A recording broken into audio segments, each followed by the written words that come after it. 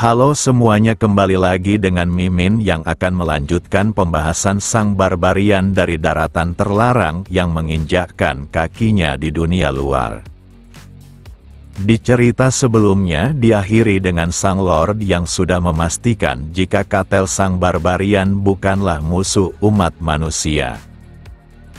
Keesokan harinya Katel berjalan di tengah kota sambil menikmati pemandangan yang begitu menyegarkan kedua matanya.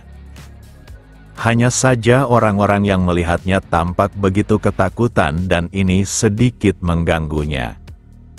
Tak hanya satu orang, tapi semua orang tampak menghindarinya, bahkan enggan berpapasan dengannya. Untuk sesaat Katel memikirkan kemungkinan yang terjadi di mana para warga takut pada penampilannya. Hal itu mungkin saja dia mengenakan pakaian yang kurang pantas hingga orang-orang menganggapnya aneh. Walau Katel berpendapat seperti itu, tapi sebenarnya orang-orang bukan takut pada penampilannya, melainkan keberadaannya sebagai ras barbarian yang sejak awal sudah memiliki rumor buruk. Untuk mengatasi ini, maka dia memutuskan untuk mengubah penampilannya agar dapat membaur dengan masyarakat. Kini Katel telah tiba di sebuah toko sambil mengutarakan niatnya untuk membeli pakaian. Hanya saja tekanan yang diberikannya sungguh tak biasa hingga pemilik toko menjadi ketakutan. Dia juga meminta maaf karena kehabisan stok untuk ukuran tubuh besarnya. Katel mengerti, maka dari itu dia akan menunggu untuk dibuatkan pakaian secara khusus. Meskipun pemilik toko ini bersedia melakukannya, tapi dia sebenarnya begitu syok. Dia terus kepikiran bagaimana pakaian itu tidak sesuai dengan seleranya hingga membuatnya mengamuk dan menghancurkan toko. Setelah ke toko itu, maka Katel melanjutkan perjalanannya dan dia berhenti atas sesuatu yang menarik perhatiannya. Yang benar saja dia menemukan sebuah benda yang disebutnya gemstone. Semakin dia menatap benda itu, maka kilau dalam bolanya tampak tidak biasa.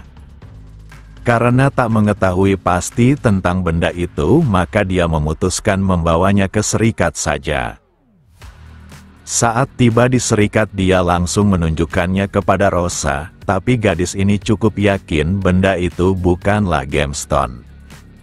Jika dilihat secara teliti, maka permukaannya sangat halus, seakan pernah dipahat maupun diproses oleh seseorang.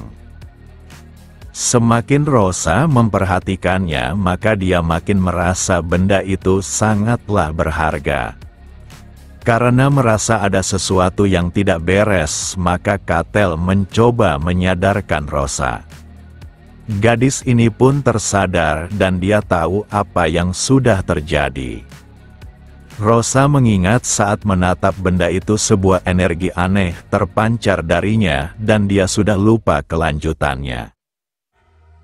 Walau Rosa menawarkan untuk menanyakannya kepada orang-orang yang ahli dalam serikat, tapi Katel menolaknya sebab dia ingin menyelidikinya sendiri. Baginya melakukannya sendiri memiliki kesenangan menarik yang pasti menghiburnya. Alasannya datang ke serikat bukan hanya untuk menanyakan tentang benda yang ditemukannya, tapi dia ingin melakukan misi.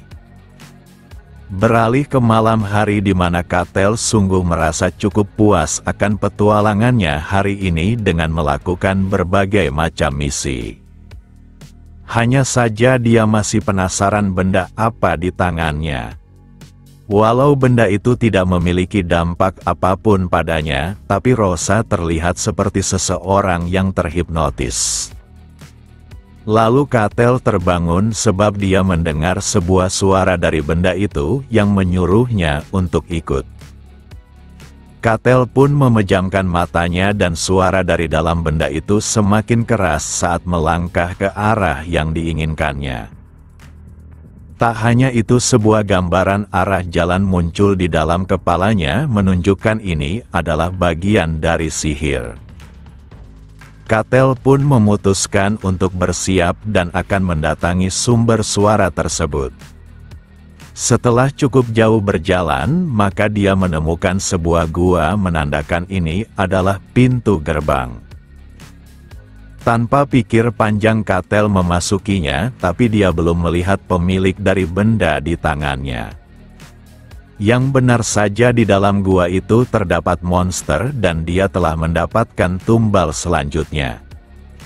Walau dia tak menyangka yang datang adalah ras barbarian, tapi tubuh besarnya sangat cocok untuk media ritual. Sekarang semua persiapan monster ini hampir selesai dan kebangkitannya sebentar lagi terjadi. Dahulu saat perang besar di mana banyak kerajaan runtuh dan di balik semua malapetaka itu adalah manipulasi mage iblis yang mengacaukan emosi orang-orang, bahkan dia mengendalikan pikiran para raja untuk saling berperang. Tapi kejahatannya mulai tercium hingga diburu oleh para pahlawan, namun sang mage itu tidak menyerahkan. Dengan saat-saat terakhirnya dia memindahkan jiwanya ke monster. Berkat itu maka sang mage takkan mati, kecuali raganya dihancurkan. Demi bangkit kembali lalu menguasai dunia, maka sang mage hitam membutuhkan banyak nyawa dan dia mulai mengincar para rakyat satu persatu menggunakan sebuah benda yang bisa menarik perhatian. Dengan pengorbanan itu, maka dia memiliki kesempatan bangkit untuk menaklukkan seluruh dunia. Agar orang-orang mendekati markasnya, maka dari itu dia memilih hidup di wilayah terpencil. Sementara itu sang penyihir hitam sudah tak sabar menjadikan Katel pengorbanan. Benda di tangannya akan bisa mengelabui orang-orang yang belum membangkitkan energi batin. Sebab barbarian yang dilihatnya datang, maka sudah pasti dia hanyalah binatang buas tanpa dapat merasakan energi batin. Di balik layar sang mage terus memandu Katel agar sampai kepadanya. Beberapa saat kemudian Katel pun telah tiba di depan sebuah pintu yang cukup besar. Saat melangkahkan kakinya masuk, maka dia disambut oleh sang mage hitam. Katel menjadi bersemangat lagi sebab dia sungguh bertemu dengan mage puncak. Dia juga tahu para mage seperti ini biasanya memiliki teknik pamungkas, misalnya melakukan perpindahan tubuh. Karena barbarian di depannya sangat aneh, maka dia menanyakan asalnya. Hanya saja Katel enggan basa-basi dan dia paham benda yang ditemukannya adalah bagian rencananya.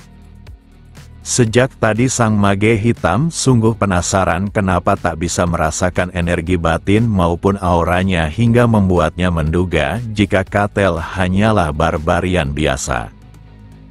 Dia juga sudah melepaskan mantranya, tapi tak ada yang terjadi menunjukkan barbarian di hadapannya memiliki sebuah artefak. Walau Katel menjawab jika dia tidak memiliki artefak, maka sang mage hitam itu mulai membangkitkan para skeleton. Dengan ini maka pertarungan takkan terhindarkan lagi. Tanpa menunggu lama salah satu dari monster skeleton menerjang maju. Akan tetapi serangan yang sembrono dari depan dapat diatasinya dengan mudah. Sang mage hitam sungguh terkejut karena dia benar-benar tak menduganya. Tak hanya sekedar serangan biasa, tapi skeleton yang diperkuat mana dihancurkan begitu saja. Katel yang bersikap biasa disebabkan kekecewaannya atas lawan yang begitu lemah.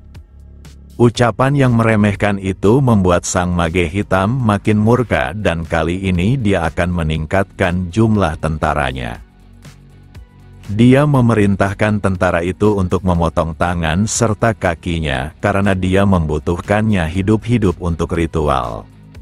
Akan tetapi lawan lemah seperti ini sangat membosankan bagi Katel. Satu serangan darinya saja dapat menghabisi mereka dengan mudah. Sang mage hitam sungguh terkejut karena untuk pertama kalinya dia menemukan manusia seperti ini. Kemudian Katel memintanya untuk memanggil pasukan yang lebih kuat karena dia seharusnya tidak lemah. Harga diri sang mage yang pernah mengguncangkan dunia telah terinjak-injak. Maka dari itu dia akan mulai serius dengan melakukan pemanggilan skeleton kesatria. Tapi entah mengapa Katel merasa skeleton kesatria yang pernah ditemuinya lebih menyeramkan.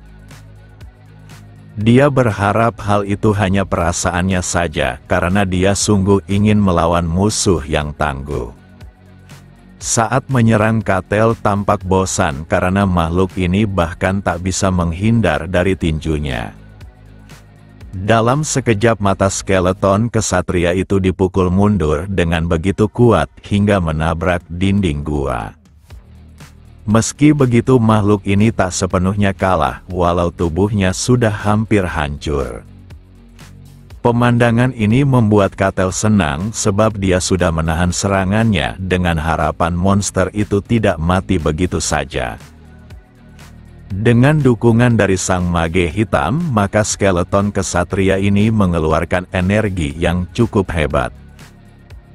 Setengah tubuhnya yang hancur tampaknya bukanlah penghalang untuk maju, bahkan serangannya kini telah diperkuat. Namun tubuh Katel sangat kokoh dan dia langsung saja mengadu tinjunya dengan serangan lawannya. Untuk kedua kalinya skeleton kesatria itu kembali dipukul mundur dengan hebat. Sang mage hitam sudah sangat percaya diri dengan kekuatan pemanggilannya, tapi dia bahkan tak bisa menggores lawannya. Di tengah kebingungannya, dia menanyakan siapa sebenarnya barbarian di depannya. Walau sudah berusaha untuk mendeteksi energi batinnya, tapi dia masih saja gagal dan jika menggunakan artefak, maka dia juga bisa merasakan mananya. Dengan semua situasi ini, maka dia yakin jika kekuatan barbarian di depannya pasti murni dari fisiknya. Walau sulit dipercaya, tapi dia akan menganggap Katel adalah barbarian yang spesial. Setelah sekian lama berada dalam tempat ini, sang mage hitam belum pernah bertarung secara langsung. Dia mengakui kehebatan sang barbarian di depannya dan sekarang akan menghabisinya dengan tangannya sendiri. Dalam waktu singkat area tempat ini tertutupi oleh kegelapan dan sang mage hitam pasti memberinya kesakitan yang luar biasa karena telah menyusup. Katel tampak kurang setuju karena dia datang bukan atas keinginannya sendiri. Dengan kata lain dirinya sendiri yang menuntunnya menggunakan sebuah benda yang aneh. Lalu sosok ini berteriak sambil menegaskan jika dia merupakan entitas dari masa lalu yang pernah menghancurkan kerajaan dan bertarung melawan para pahlawan bahkan Ratu Elf sekalipun. Dia menyuruh Katel merasa terhormat karena telah terpilih untuk tumbal ritual terakhirnya. Lalu sebuah energi yang aneh menghampiri Katel yang sedang berdiri tanpa berbuat apapun. Sihir ini adalah sesuatu yang dapat mengendalikan emosi manusia. Kemudian menarik keluar emosi negatif hingga membuat mental targetnya rusak dan tak berdaya. Walau terdengar sederhana, tapi sihir ini sangatlah mematikan untuk targetnya. Setelah yakin Katel telah terpengaruh oleh sihirnya, maka dia memanggil skeleton untuk menghabisinya. Hanya saja Katel malah menendangnya begitu saja, menunjukkan sihir itu tidaklah mempengaruhinya.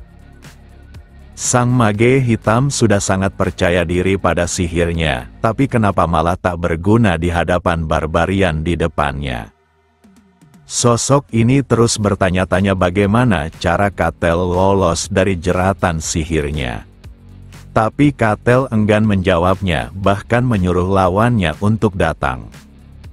Baginya terlalu ketergantungan pada skeleton panggilannya, sungguh cara bertarung yang menyedihkan.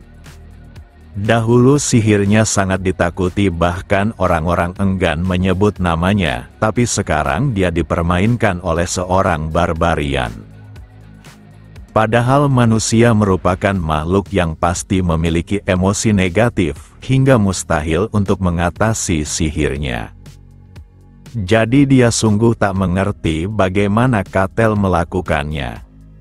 Meski sejauh ini dirinya dipojokkan, tapi ini belum berakhir, sebab dia akan melenyapkannya dengan kekuatan besar.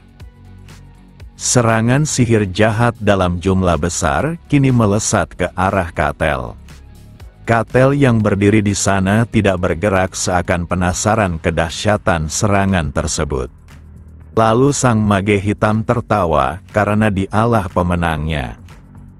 Meski begitu dia cukup menyesal karena sudah menggunakan semua energinya, dan hanya menyisakan energi yang cukup untuk menyatukan bagian tubuhnya agar tak terpisah. Namun hal mengejutkan kembali terjadi tepat di depannya. Di mana Katel tidak terluka, bahkan menanyakan apakah hanya segini saja kekuatan terbaiknya. Sang mage hitam telah mengerahkan segalanya, dan bagaimana bisa tidak mempan. Di masa lalu seorang pahlawan pun akan terkena efeknya, tapi barbarian itu tidak terluka. Dengan begitu kekuatan Katel tidaklah dapat diukur, karena belum pernah ada manusia yang sekuat dirinya. Karena Katel sudah bosan, maka gilirannya lah untuk menyerang. Tapi sebelum itu sang mage hitam malah tertawa, sebab dia yakin Katel datang karena tahu jati dirinya. Ucapan itu tentu saja membingungkan Katel, karena dia tidaklah memahaminya. Sang mage terus tertawa dengan penuh kebanggaan karena dunia luar begitu takut dengannya sampai berhasil melacaknya di waktu yang lama. Meski begitu dia pasti akan bangkit kembali dan menghancurkan dunia. Dia pernah mendengar bahwa di dalam kekaisaran terdapat sebuah tempat terbaik yang dikhususkan untuk mendidik berbagai orang bertalenta, dan Katel pasti berasal dari tempat itu. Dirinya adalah senjata yang ditempa khusus hanya untuk menghabisinya. Tapi dialah yang akan menghabisinya lalu menguasai dunia. Katel yang mendengar itu merasa makhluk di depannya sudah kehilangan akal disebabkan semua serangannya gagal. Lalu hal tak terduga terjadi di mana sang mage meninggalkan kerangkanya. Dia melesat dengan cepat menabrak tubuh Katel.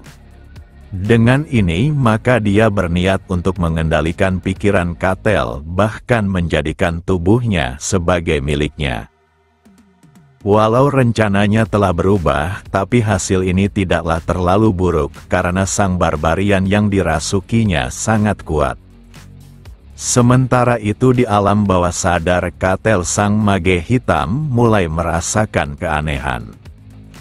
Dia baru pertama kali melihat alam bawah sadar mengerikan yang membuat pikirannya hancur. Rasa sakit di kepalanya sungguh tak tertahankan, dan kini dia yakin Katel bukanlah kiriman dari kekaisaran. Walau kekaisaran memiliki tempat untuk mengasah para orang bertalenta, tapi sosok Katel bukan makhluk yang bisa dikendalikan maupun bekerja untuk seseorang. Karena pikiran sang mage hitam telah hancur sebab tak dapat mengatasi alam bawah sadar Katel, maka dia pun hancur lebur di sana. Katel tidak terlalu mengerti apa yang terjadi, tapi dia juga sudah tidak merasakan kehadiran sang mage hitam. Jadi dia akan mengambil artefak miliknya terkhusus, item yang ada di tongkatnya. Dia yakin item itu pasti akan berguna saat dirinya bisa menggunakan sihir, dan tongkat ini akan dijual untuk mendapat bayaran. Saat ingin keluar dia juga menduga kendi milik sang mage hitam mungkin saja berguna. Kemudian Katel melihat segel sihir yang ada pada dinding. Walau segel ini seharusnya memperkokoh dinding, tapi hanya dengan jentikan jarinya dinding itu malah hancur. Siapa sangka di dalam sana terdapat beberapa orang yang sudah tertangkap oleh sang mage jahat. Katel ingin mengajak mereka keluar, tapi orang-orang itu belum juga tersadar meski kedua mata mereka terbuka. Karena tak punya solusi, maka Katel akan kembali saja untuk melaporkan segalanya dan Serikat pasti akan mengurusnya.